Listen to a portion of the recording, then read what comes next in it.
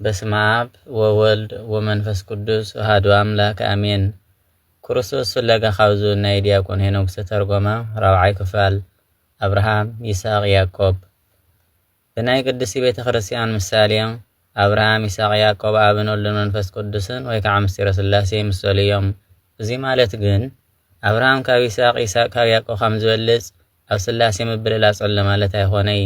ንናትና አእምሮ ብዝርድኦ ህጹጽ ምሳሌ እዩ። እግዚአብሔር ንአብርሃም ንወዱ ይስሐቅ ንክስውኦ ጠይቅዎ ነይሩ። እቲ ትፈትው ሓደ ወድኻ ሰውኦ ኢሉ። ናይ አብርሃም እምነት ዝገርም እዩ።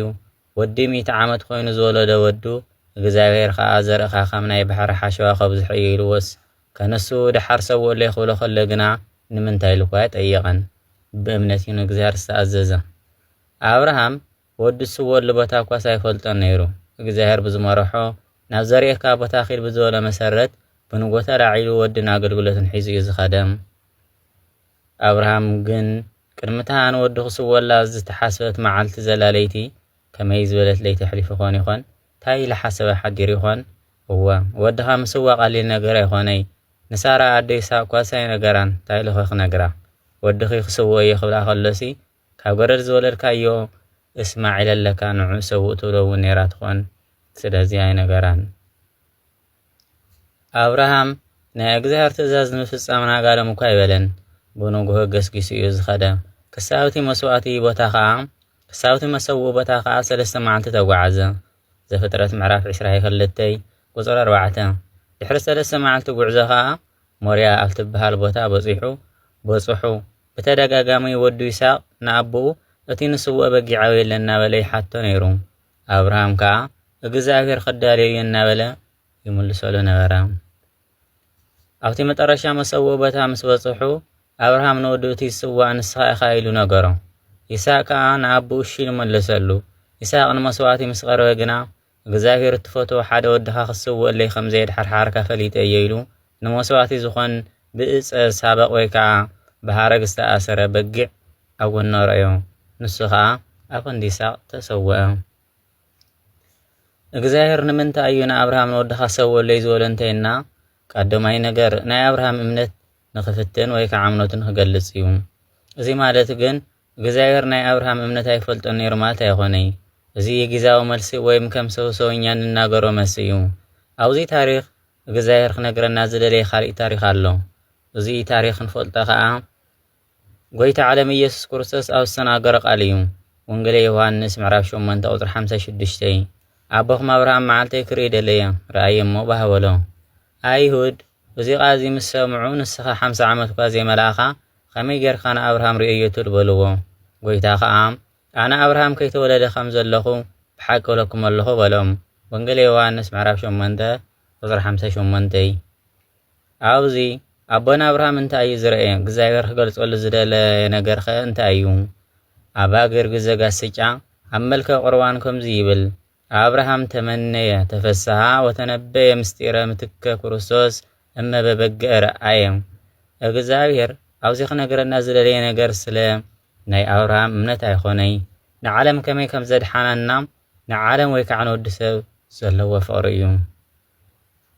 አብርሃም እትፈትዎ ሓደ ወድኻ ሰውኦለይ ክበሃል ከሎ ዝተሰምዖ ስምዒትና ብዘርእዮ ፈቃድንኘት እግዚአብሔር ኣብ ሓደ ወዱ ብጀካ ክሳብ ዝህብ በጃ ክሻብ ዝህብ ንዓለም ከመይ ከም ዘፍቀራ እዩ ዘርእየና። ወንጌል ዮሃንስ ምዕራፍ 3 ቁፅሪ 16 ኣምላኽ በቲ ሓደ ወዱ ዝኣመነ ኩሉ ናይ ዘለኣለም ህይወት ምእንቲ ክረክብ እምበር ከይጠፍእሲ ንወዱ በጃ ክሻብ ዝህብ እስካዕ ክንድዚ ንዓለም ኣፍቀራ። አብርሃም ሓደ ወዱ ክሳዕ ምሃብ ዘርእዮ ፍቅሪ ናይ እግዚአብሔር ኣብ ፍቅሪ ምሳሌ እዩ። ስለዚ አብርሃም ናይ እግዚአብሔር ኣብ ምሳሌ እዩ። አብርሃም ካብ ገዝኡ ተላዒሉ ን3 መዓልቲ ተጓዒዙ እዩ ኣብዚ መሰውኢ ቦታ ዝበፅሐ። አብርሃም ንወዱ ሰዊእዎ ድዩ ኣይሰውኦ እንተተባሃልና መልስና እንታይ እዩ? ብርግፅ ሰዊእዎ እዩ ግን ኣይተጎረን። ተዘይ ተግቢርዎ ከመይ ገይሩ ሰዊእዎ ይበሃል እንተይልና ግና ካብ ገዝኡ ንክስውኦ ጉዕዞ ክጅምር ከሎ አብርሃም ኣብ ርእሱ ይስሐቅ ሰዊእዎ እዩ ማለት ኣብ ናይ አብርሃም ሕልና ይስሐቅ ገና ካብ ገዛ ክወፁ ከለው እዩ ተሰዊኡ። ኣብቲ መሰውኢ ቦታ በፂሖም እግዚአብሔር ዝስዋዕ በጊዕ ዳልዩ ምስ ረኣየ ንአብርሃም ይስሐቅ ድጋሚ ከም ዝረኸቦ ይኮይኑሉ። በዚህ ከዓ ይስሐቅ ንሰለስተ መዓልትን ሰለስተ ለይትን ኣብ መቃብር ናይ ዝሓደረ ጎይታ ምሳሌ እዩ። ይስሐቅ ናብቲ መሰዊኡ ቦታ ዕንፀይቲ ተሸኪሙ እዩ ዝደየበ። ይስሐቅ ንክስውአሉ አብርሃም ምስ ወዱ ዝኸደሉ ቦታ ከዓ ጎይታ ዝተሰቀለሉ ቀራንዮ በዓሉ እዩ። ይስሐቅ ዕንፀይቲ ተሸኪሙ ዝኸደሉ መንገዲ ጎይታ ክብሪ ምስጋና ንዑ ይኹንና መስቀል ተሸኪሙ ተጓዒዙሉ እዩ። አብርሃም መዓልቲ ክርኢ ደለየ ረኣየ ከዓ ባሃበሎ ዝተባሃለ ከዓ ነዚ እዩ። አብርሃም ዝረአያ መዓልቲ ጎይታ ዓለም ኢየሱስ ክርስቶስ ዝተሰቀለሉ ዕለት ዓርቢ እያ። ክርስቶስ ከመይ መስቀል ተሸኪሙ ናብ ቀራንዮ ከም ዝጓዓዝ ወዲ ይስሐቅ ዕንፀይቲ ተሸኪሙ ዝተጓዓዞ ረኣዮ። ይስሐቅ ናይ መለኮት ምሳሌ እዩ። እቲ በጊዕ ከዓ ናይ ትብስእቱ ወይ ከዓ ስጉእ ምሳሌ እዩ። ክርስቶስ ብስጋ ሞይቱ ብመለኮት ህያው ከዓ ብመለኮት ህያው ኮይኑ ከም እንብል እቲ በጊዕ ብሓረግ ወይ ከዓ ዕፀ ሳብቕ ተኣሲሩ ከም ዝመፀ እዚ ከዓ ጎይታ ብሕቱም ድንግልና ናይ ምውላዱ ምሳሌ እዩ። አብርሃም ኣብ ብሉይ ኪዳን ኮይኑ ናይ ጎይታ ስቕለት ዕለተ ዓርቢ ዝረአየ እዩ። ምስጢረ ስላሴ ኣብ ገዝኡ ዝረአየ እዩ። ምስጢረ ስጋ ብወዱ ብይስሐቅ ዝረአየ እዩ። ምስጢረ ቁርባን ብመልክዕ ጻዲቅ ዝረአየ እዩ። ምስጢረ ጥምቀት ዮርዳኖስ ብምሽጋር ምስጢረ ትንሣኤ ሙታን እውን ብወዱ ብይስሐቅ ዝረአየ ቅዱስ ኣቦ እዩ። ያዕቆብ ናይ መንፈስ ቅዱስ ምሳሌ እዩ። ያዕቆብ 12 ደቁ ናይ እግዚኣብሔር ዘስጋ ኣቦታት ከም ዝኾኑ መንፈስ ቅዱስ እውን ኣብ 12 ቅዱሳን ሐዋርያን ሓዲሩ እስራኤል ዘነፍሰ ናይ ዝተባሃልና ህዝበ ክርስቲያን ኣቦታት ኮይኖም እዮም። ከም ፍቃድ ኣምላኽ ዝቕፅል ክፋል ክርስቶስ ኣብ ናይ ዮሴፍ ህይወት ብኸመይ የንፀባረቕ ዝብል ክንርኢ ኢና። ወስብሐት ለእግዚአብሔር።